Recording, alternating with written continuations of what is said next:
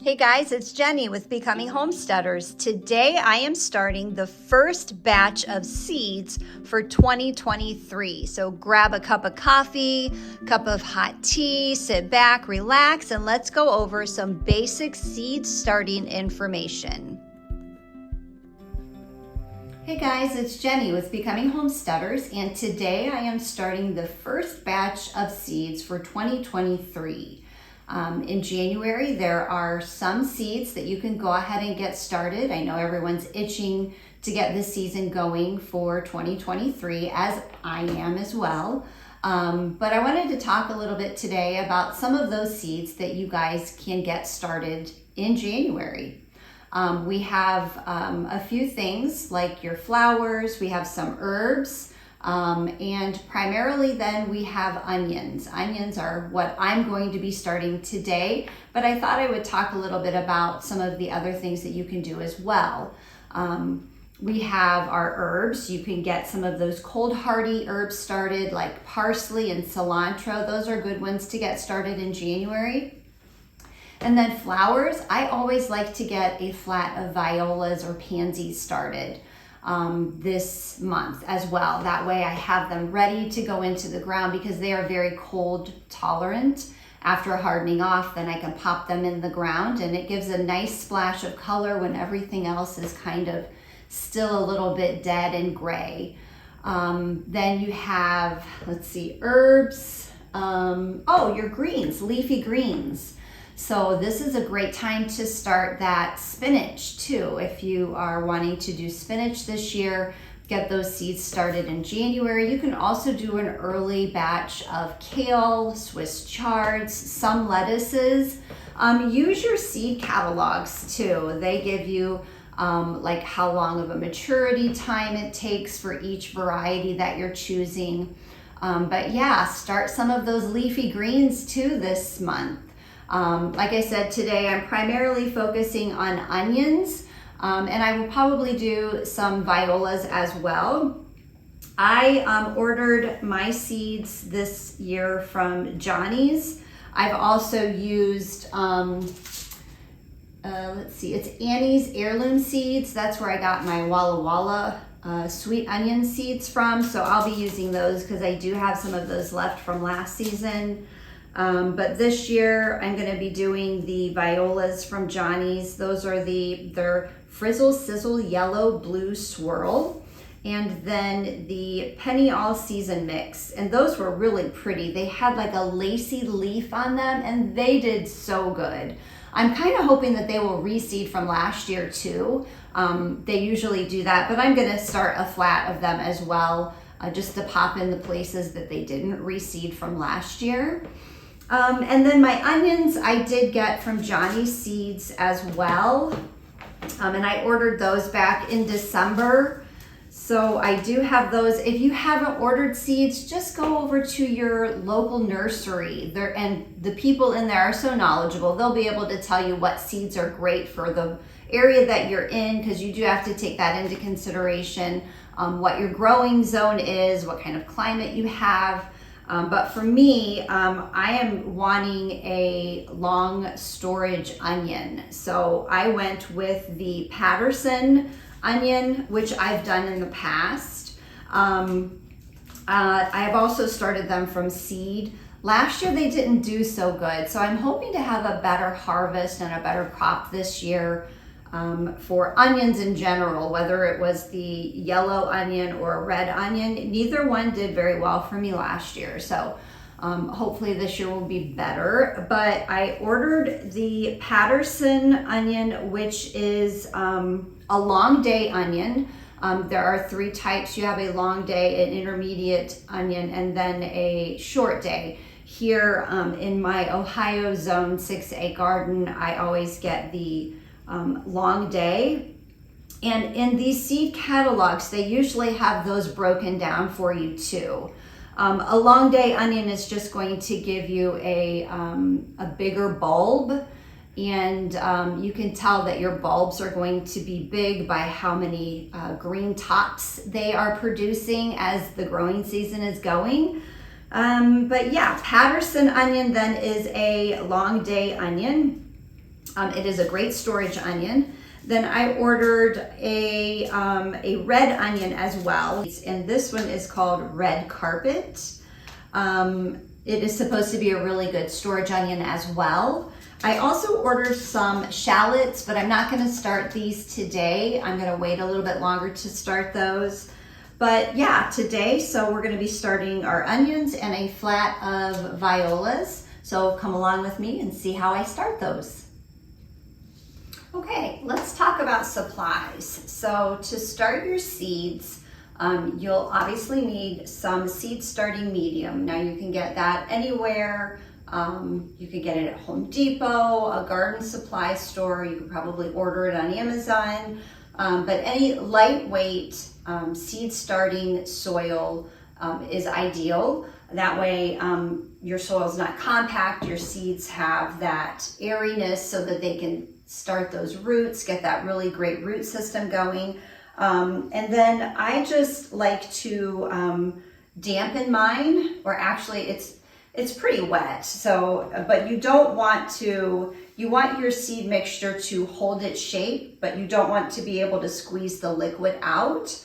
So yeah, but just dampen your soil, your seed medium, and then trays. So now I started using a self-watering tray system, and I love it. I am very pleased with it. Last year was my second year. This will be my third year using it. And I've ordered these from Gardener Supply. I'll link that. I think that's the name of the company. I will link that below with the correct name and the link. But I just love these. This is the third season that I will be using these. And I actually started seeds in the spring of last year and then in the fall. So they get used twice a year. So you can see they are very used. But this is just a great way to make sure that your seeds don't ever dry out. You don't want your seed to dry out because then it won't germinate. They come with, they're a very sturdy plastic. It comes with a humidity dome, the base, which is where you put the water. It comes with the little platform, your seed cells, a nice wicking mat that has clearly been used. But really, I just reuse them. You can get new supplies for these, so I'm sure I will eventually have to replace this, but I just wring them out, try to clean everything off. Clearly I didn't do a good job of cleaning this one, but and then you just lay it back in there with the little lip down into the water, and your seed cells, your tray cells, so, and then the humidity dome. All of this is such a great setup. It really is useful after your seeds have germinated, and you don't want them to dry out. So this is a great way to keep them from drying out because of this reservoir. And really, I mean, this is definitely usable for years because of the sturdiness of the plastic. So can't recommend these enough. I love, love, love them. Then I also use vermiculite on the top. So this helps to retain moisture. It helps with the damping off of your plants, preventing that, as well as any algae that would form on the top. You know how sometimes when your soil is really moist and it's in a humid environment, that green algae will form on the top of your seed trays. This helps prevent that. It also helps with any fungal issues. So I've just always, well, I started using this about 2 years ago, and I always use it on all of my seeds that I start. I just find that it does a great job. Yeah, then you'll need some grow lights. I have purchased a little greenhouse from Aldi's. It's just a little zip up. I think it has 5 shelves in it. That works perfectly for me because I put all of my seeds in my sunroom. It is not a heated sunroom. It's partially heated, but it's not warm like my house here indoors is. So this little greenhouse helps to keep the seeds warmer, as well as keeping the humidity in there. I also have some of those little clip-on fans. I don't know if you guys have any college kids, but the kids at college campuses like to use those in their dorm rooms. But these are perfect because they can clip on the sides of your greenhouse or your shelf or whatever it might be, and it helps with that air circulation. So I use those a lot. That also helps strengthen the plants. It gives a little bit of movement for your plants. If you don't have a fan, you can just go over lightly with your hand. That will also strengthen them maybe once or twice a day. You can do that. Okay, let's get started. So first thing before I start anything, I like to get some sort of labels ready. This is a problem if you don't label them and then you get them out and you're like, gosh, what is this? Or what variety is this? So I like to label everything before I even start.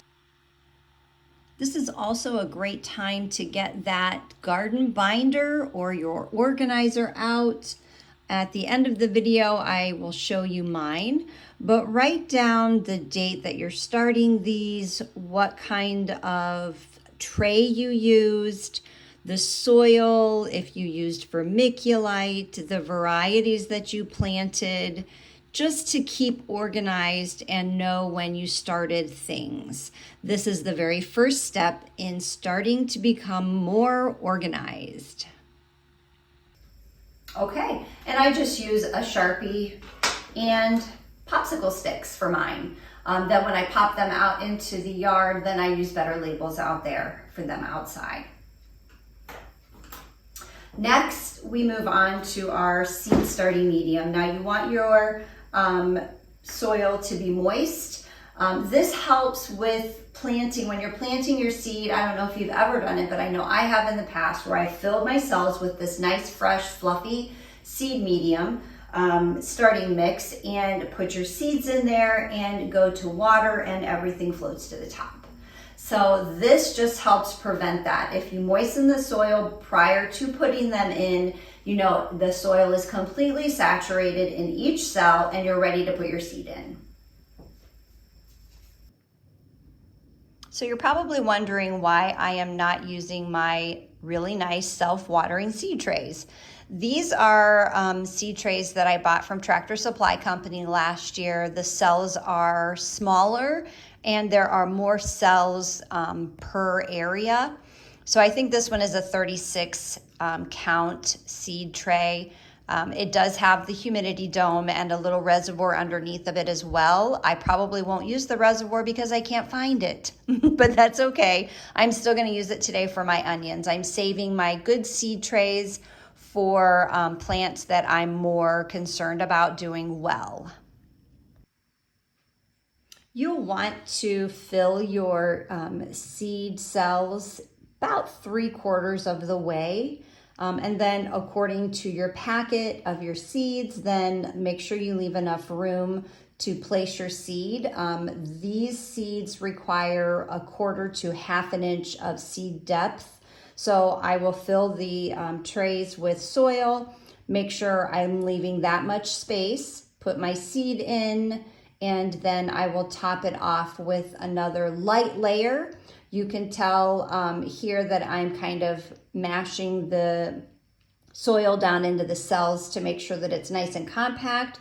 But then when I put a layer on the top of the seed, I'm just gonna leave it nice and loose so that seed has no problem popping through the soil. Okay, so now on the back of your seed packet, at least for Johnny's, they give a lot of really great information. So I will need to grab my glasses for this though. On the back, it's gonna tell you the depth that you wanna put them, when you go to thin them, how far apart to plant them. So let's see. Okay, so 2 seeds per cell, and we're going to put them about 1/4 to 1/2 inch deep into each cell in the soil. You can also get your seeds pelletized, which just means they have a coating on the outside, which makes it easier when you're trying to see them because they are pretty small. Not as small as snapdragons. If you've ever done snapdragons, they are very hard to see. But each one, we're going to put 2 seeds in each cell, and then we're going to cover them with more soil.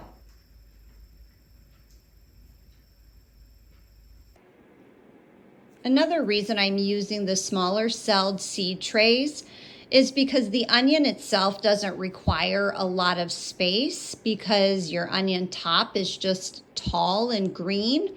The onion root will still have plenty enough room in there for it to establish a nice healthy root system. And then you're going to be popping those out soon in the middle of March, ideally.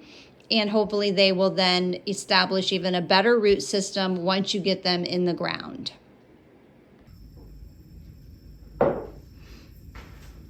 Okay, now we're going to cover them with soil. So this is going to be just about perfect. So I would say that's about a ½ inch for each one of these. That way the roots have enough space to establish a nice root system, but they're not too deep to where they can't pop through the soil. And this we're just gonna lightly, I'm not gonna pack it down like I did with the initial batch of medium that I put in. I'm just gonna lightly put that on the top of these seeds.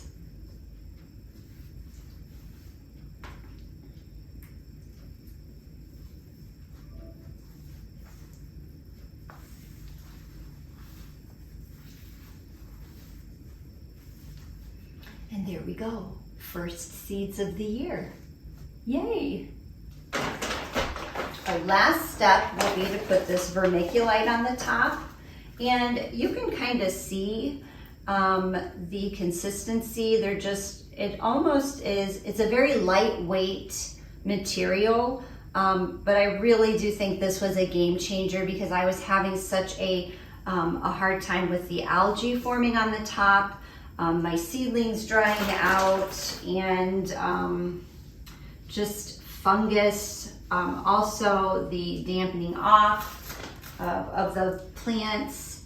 So we don't want that to happen when we spend all of this time making these guys grow. There you go. You're doing it.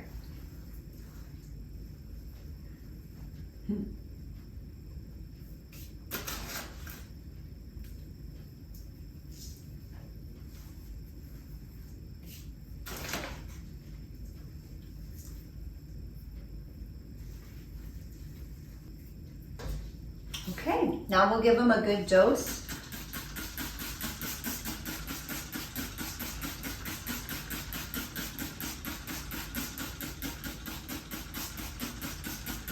You can see how lightweight it is as I'm spraying the mist of water. Really was a game changer though, as were those seed trays from Gardener Supply. Okay. Nice, good coating. We're gonna add the humidity dome, and there we have it. We're gonna put them in the greenhouse then under a grow light. I have my grow lights on timers, so it'll be 12 hours on, 12 hours off. Once they do germinate and they're about an inch high, I will come in with some fertilizer. As soon as you start seeing them pop through the soil and there's green, you'll want to take the humidity dome off. But then you don't want to start fertilizing till they're about an inch high.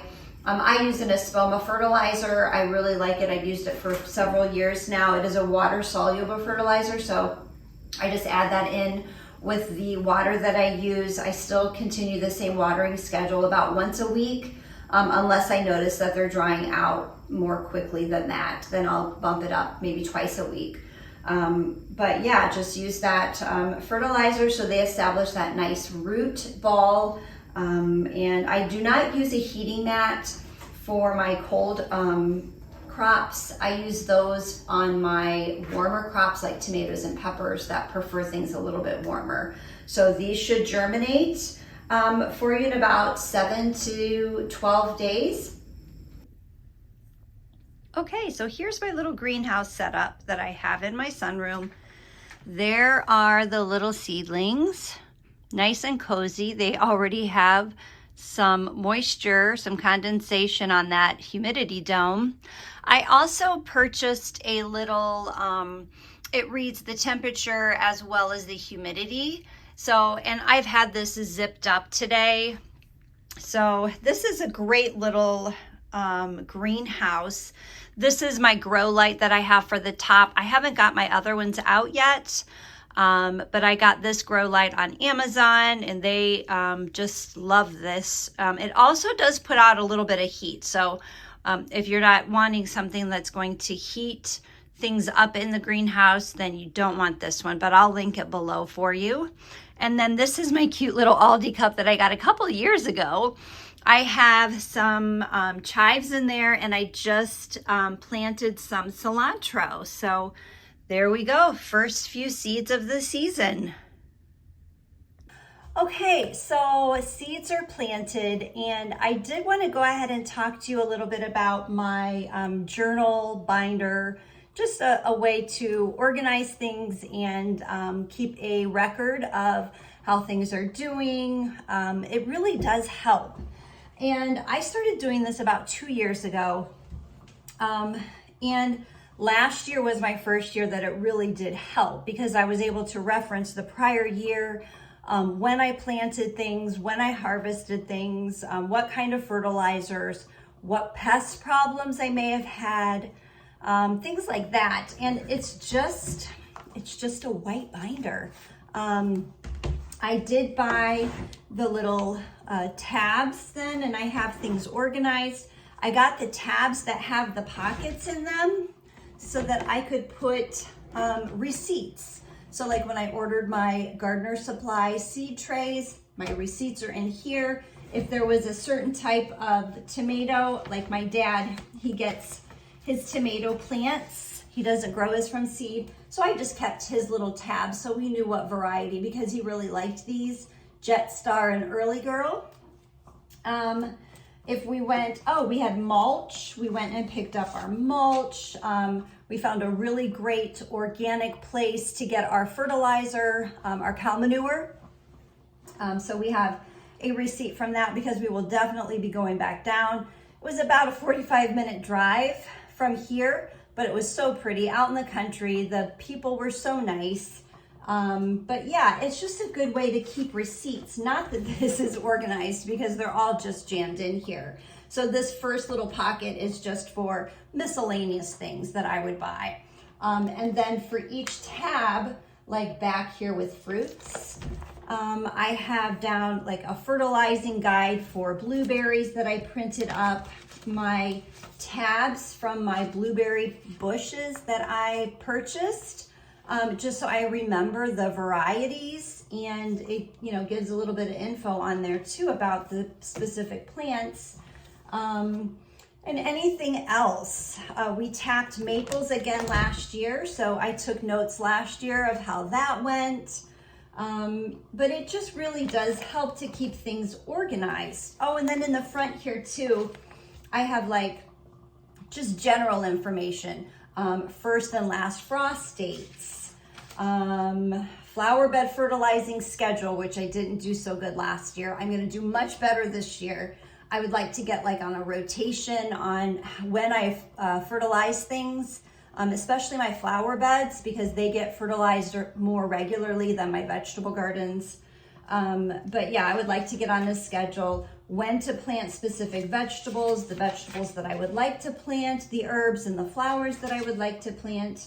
I have a calendar here then that I just printed up online of things, when I want to plant things, when I did plant things. And then I have some graph paper back here that I sketched my little gardens on.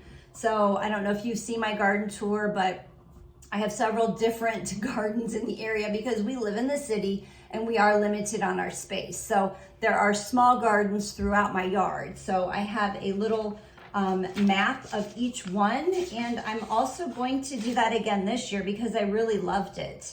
And if I was able to do that seasonal gardening, which is what I'm really trying to do more of, Like, for instance, this is the back garden. I planted cabbage in the spring, and then on the back, I had like spring, summer, fall. What things I want to plant where in the spring, then what I'm going to replace that crop with when I pull it out in the summer. And if I still have time to plant something in the fall, then what I will be planting in the fall. But yeah, that's a great little way to do things. And it's super cheap. You just do it yourself with some graph paper. I'm sure you could do this all online as well. And if you are computer savvy and you like doing things online and keeping it organized, do an Excel spreadsheet, definitely. Anyway, whatever works for you, just to stay organized and keep track of things. So my first tab is greens. So I would write down whatever it was, like this was kale, this is Russian or red Russian. Then I had a dwarf blue curled kale, and then I had just some lettuces. I would put the variety and all the information that's on the seed packet, like how long of germination it is, what planting depth, the spacing when you put it in your garden. I would put all of that in here. And then at the bottom, I made my notes. So like this one, February 11th, 22, I started them in my gardener supply trays with a seed starting mix topped with vermiculite. Pretty basic, but that tells me when I did it, what I used, and if it did well, then I know, let's do it again this year, right?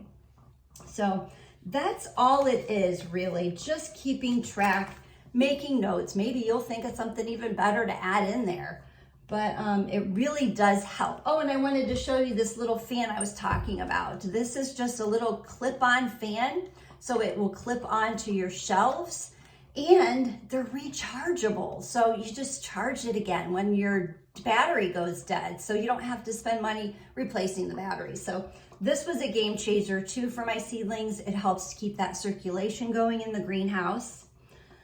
And I think that's it. If you guys have any questions, please leave me a comment below. I appreciate you taking the time out of your day to watch this, and I hope you learned something. If there's something that you have a question about, let me know and I'll try to answer it. And otherwise, be sure to remember, give me a thumbs up and consider subscribing to my channel, Becoming Homesteaders. Thanks, guys. We'll see you in the next video. Hey guys, thanks for hanging out with me while we started our first batch of seeds. There will be more to come. I will bring you along as I start each different batch. My next batch will probably be my brassicas, so stick around for that. Thanks again for hanging out with me. If you liked my video, give me a thumbs up and consider subscribing to Becoming Homesteaders.